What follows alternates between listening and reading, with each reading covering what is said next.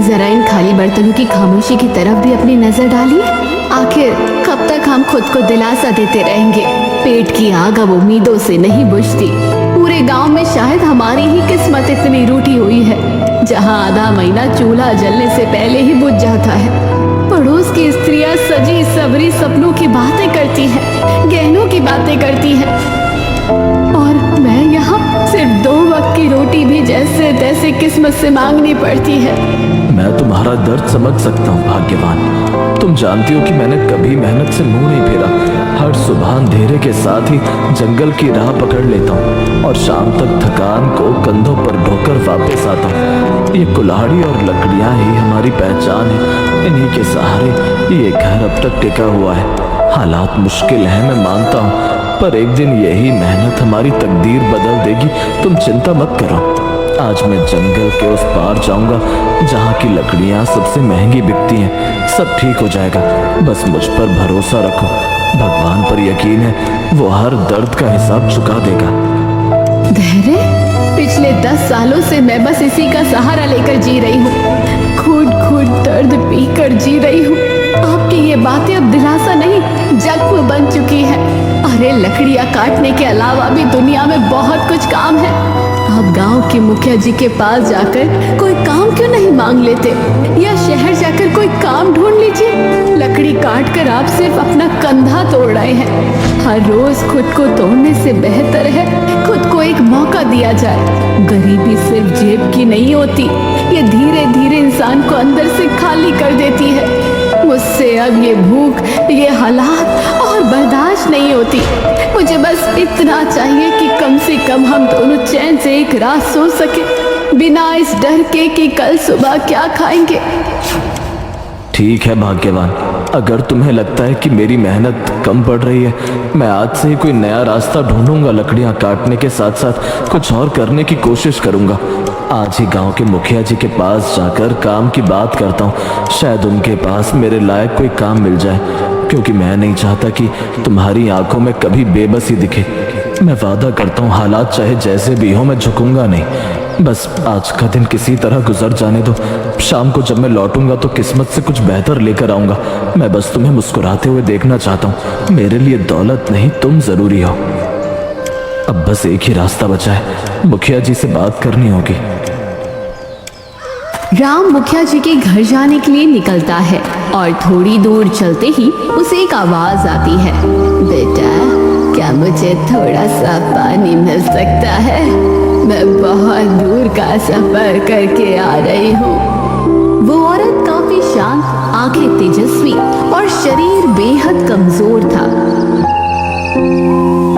आप इतनी धूप में अकेली क्यों हैं? आइए मेरे साथ चलिए, मैं आपको घर ले चलता हूँ। आप थोड़ा आराम भी कर लेना। भगवान तुम्हारा भला करे बेटा, हर कोई ऐसा नहीं दिखता।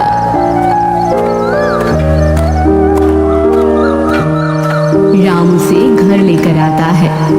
अगर थोड़ा खाने को भी मिल जाए तो बहुत मेहरबानी होगी।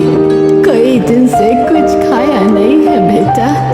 बस एक अन्न का दाना पेट में पड़ जाता तो अमृत का भाव सम्मान लगता। राम उस बूढ़ी औरत की बात सुनकर थोड़ी देर के लिए चुप हो जाता है और चेहरा जैसे उदास हो जाता है। राम शर्मिंदगी के साथ बोलता है, मुझे माफ करिएगा, मैं चाहता तो हूँ कि आपकी मदद करूँ, पर मेरे पास पानी के सिवाय कुछ भी खाने के लिए नहीं है। लेकिन हाँ, मैं आपको प्यासा नहीं जाने दूंगा। आज पहली बार लग रहा है कि मैं कितना बेबस हूँ। ना किसी की मदद कर पा रहा हूँ, ना अपनी जिम्मेदारी निभा पा रहा हूँ। भोजन न दे पाने का मुझे बहुत दुख है। कृपया मुझे क्षमा कर दीजिए। बेटा, मदद सिर्फ रोटी देने से नहीं होती। दिल से दी गई मदद, चाहे वो पानी से हो, सबसे बड़ा दान होता है।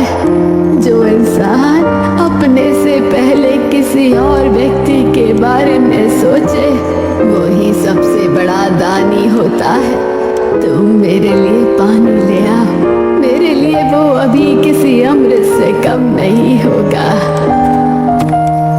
राम पानी लेकर आता है और उस बूढ़ी औरत को देता है।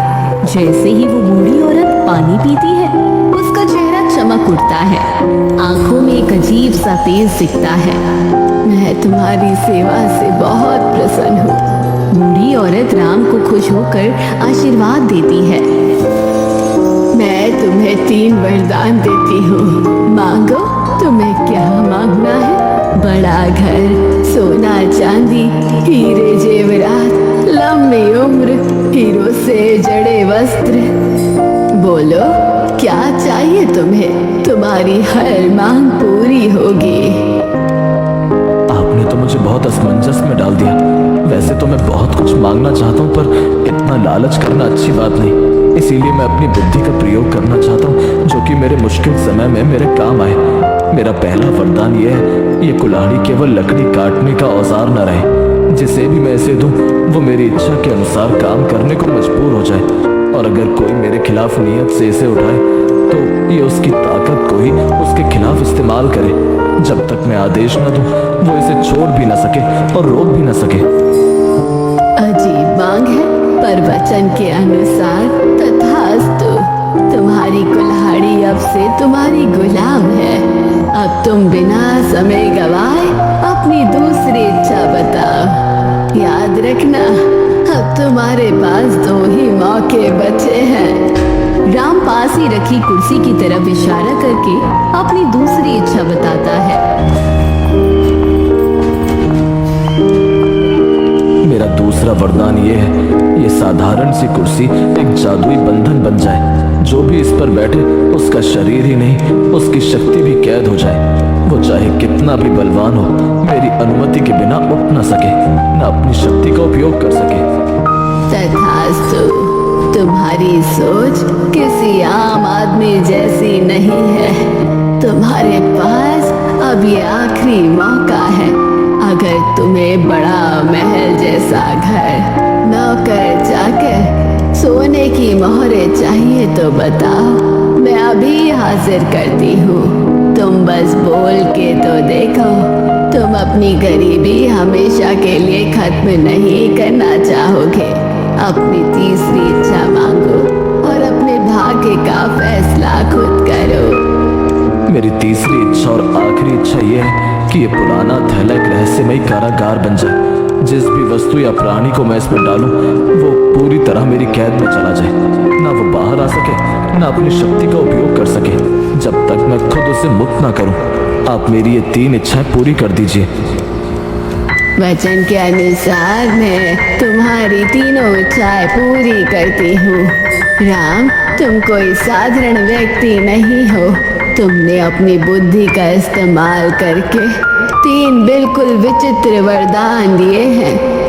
लेकिन याद रखना, ये वरदान सिर्फ सही समय पर एक ही बार इस्तेमाल कर सकते हो। इतना बोलते ही वो औरत वहां से चली जाती है और पास खड़ी शीला गुस्से में आग बबूली हो जाती है। शीला को लग रहा था कि उसने अपनी बुद्धि का गलत इस्तेमाल करके इतने अच्छे मौके को खाली गवा दिया है। अरे वाह, क्या इस्तेमाल किया है आपने अपनी बुद्धिमानी का। साक्षात द्वार पर देवी आपसे कह रही थी कि कुछ भी मांग लो, घर, वस्त्र, भोजन, आयु, लेकिन आपने क्या मांगा? कुल्हाड़ी, कुर्सी और साधारण सा थैला। क्या इससे मेरी भूख मिट जाएगी? क्या इससे हमें सर ढकने के लिए छत मिल जाएगी? यहाँ मैं खाने में एक एक दाने के लिए तरस रही हूँ। हमें ये नहीं पता कि कल हम हैं या नहीं हैं, पर आपने इतना अच्छा मौका यूं ही अपनी बेवकूफ़ी के कारण गवा दिया। अब मुझे लग रहा है कि हम हमेशा ऐसे ही गरीब रहने वाले हैं। आप कभी जीवन में कुछ नहीं कर पाएंगे। मेरे जीवन में ऐसी तरस ना लिखा है। आपकी जगह मुझे मौका मिलता तो हमेशा के लिए हमारी गरीबी दूर कर देती मैं, और एक झटके में इस झोपड़ी को महल बना देती। अरे भाग्यवान, तुम ज्यादा ही सोच रही हो।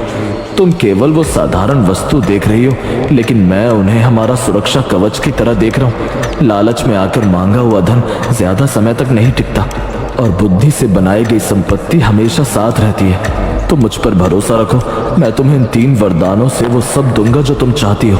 मेरे इन 3 वरदानों के पीछे बहुत बड़ा रहस्य है। समय आने पर तुम सब कुछ अपने आप समझ जाओगी, लेकिन अभी शांत हो जाओ और मुझ पर भरोसा रखो।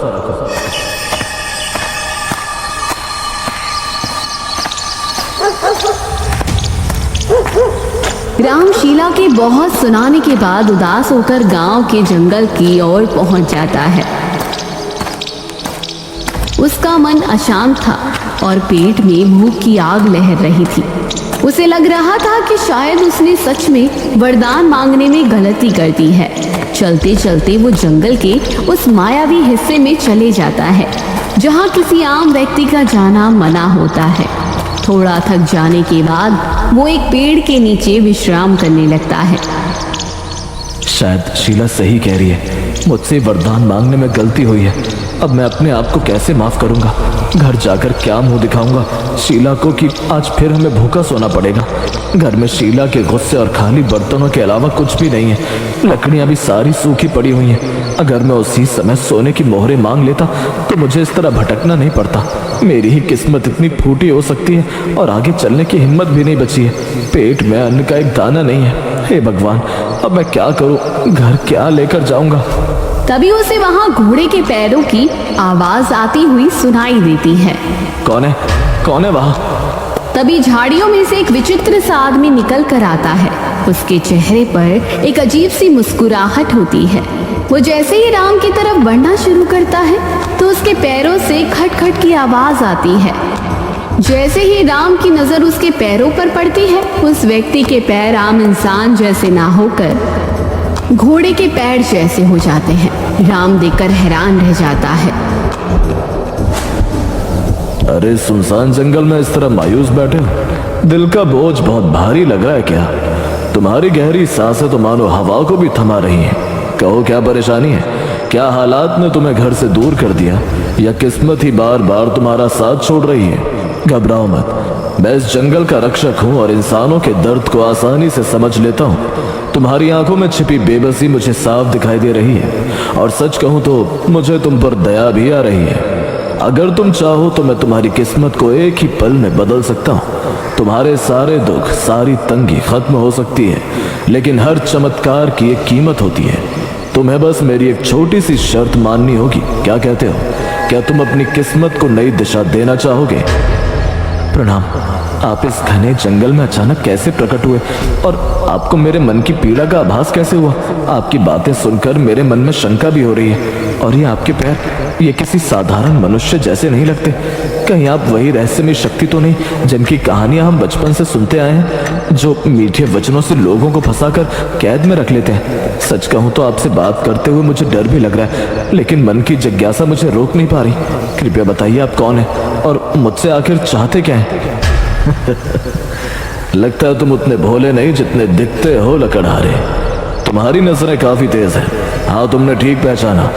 मैं इस मायावी जंगल का राजा हूँ, लेकिन घबराओ मत। आज मैं तुम्हारे लिए विनाश नहीं, अवसर लेकर आया हूँ। देखो, ये 3 थैलियाँ सोने की मोहरों से लबालब भरी हुई हैं। इन्हें अपने साथ ले जाओ।